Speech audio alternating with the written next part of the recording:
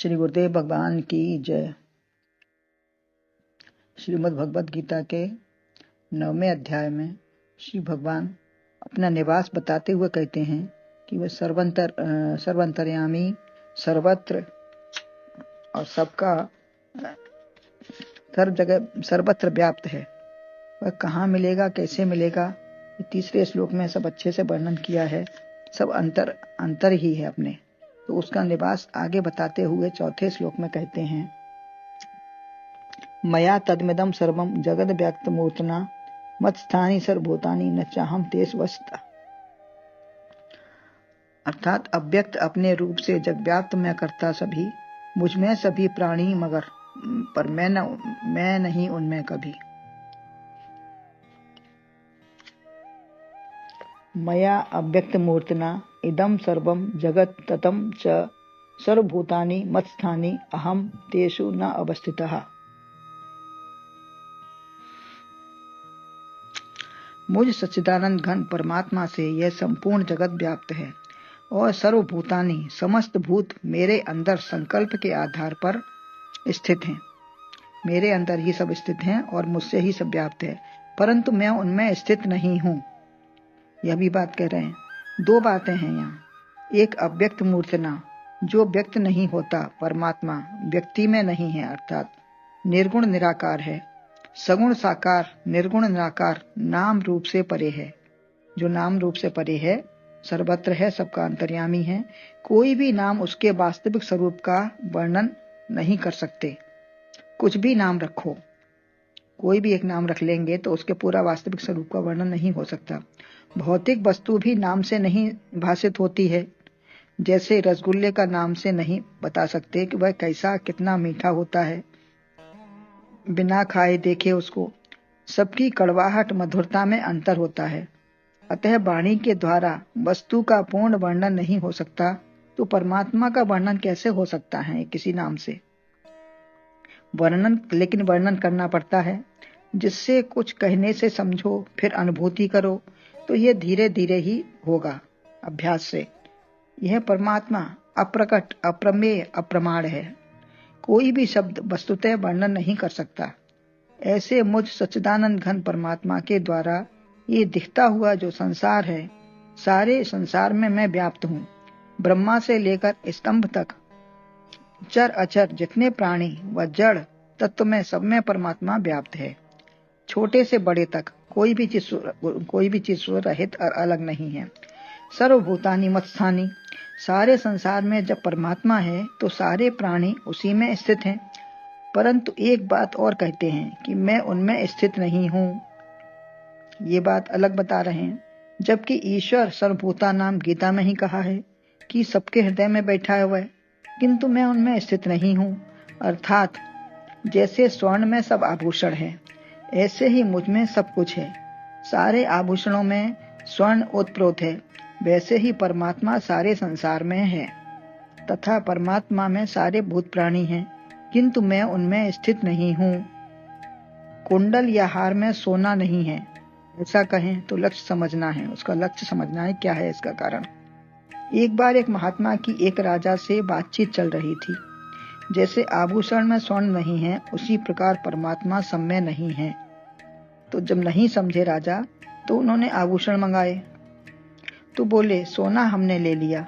संत बोले कि सोना हमने ले लिया, परंतु हमें हार कुंडल कंकण नहीं चाहिए, वह तुम्हें वापस हम दे रहे हैं। किंतु राजा को क्या मिला? जब सोना उसमें दे लिया तो बचा ही क्या? आभूषण का नाम मात्र दे दिया। इस कल्पित नाम में सोना नहीं है, उसका केवल नाम दे दिया हमने, और इसमें अब सोना बचा ही नहीं। सोना निकाल लिया तो बचा ही क्या? उसे सोना नहीं है, सोने में नाम कल्पित है। अतः स्वर्ण जिसको मिलेगा उसे नाम मिल सकते हैं। स्वर्ण में आभूषण नहीं है। आज जो हार है कल कंकन हो गया, तो हार लाओ, हार का नाम रूप मिट गया, अब कहाँ से लाओगे? अतः नाम रूप मिथ्या है, उसमें सत्य वस्तु नहीं होती, वरन उसका स्वयं रूप ही होता है। रूप के कारण ही नाम है उसके, और नाम से ही स्वर्ण है वो। वास्तव में संसार, ऐसे ही संसार वास्तव में नहीं है, परमात्मा ही परमात्मा है। जैसे स्वप्न में पुत्र, परिवार, धन दौलत सब बन गया, जागने पर कोई पुत्र धन मांगे तो कहाँ से दोगे? जागने पर न पुत्र है न धन है तो कहाँ से दोगे? उसकी मृत्यु भी नहीं हुई, किंतु था ही नहीं। जागने पर कोई रोता भी नहीं है कि वो कहाँ चला गया, क्या था।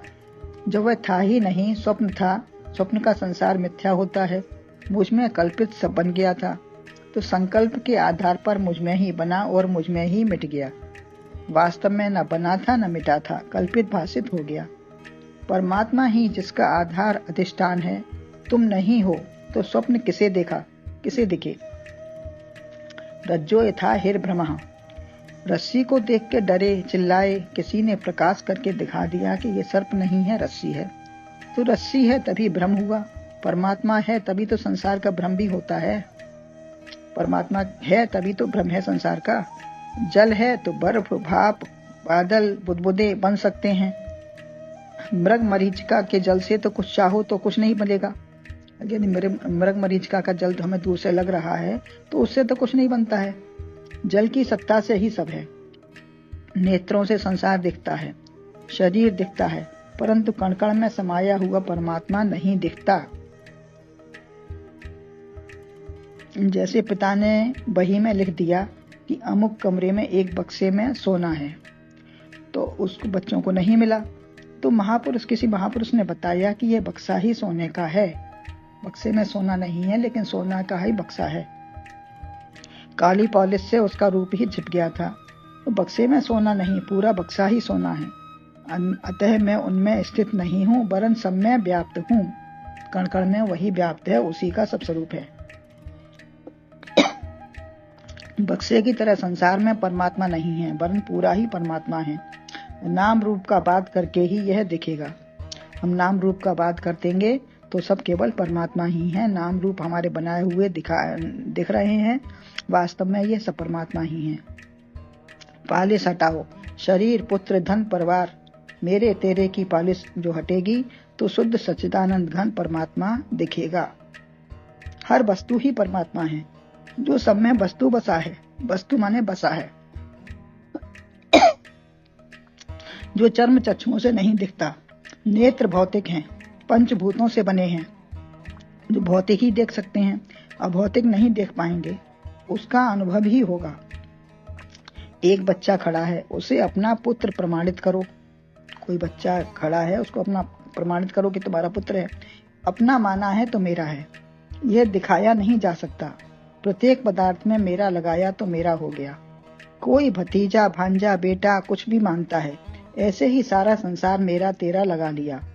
यह मुलम्मा हटाओ तो सब परमात्म स्वरूप हैं, उसके सिवा कुछ भी नहीं है।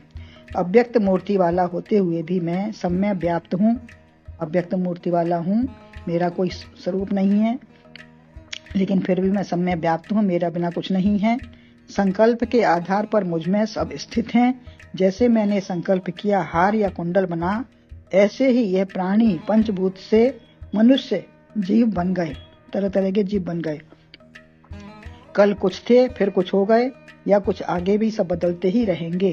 तो यही संसार का स्वरूप है और परमात्मा का इसी में सब परमात्मा रूप ही है। बोलो गुरुदेव भगवान की जय।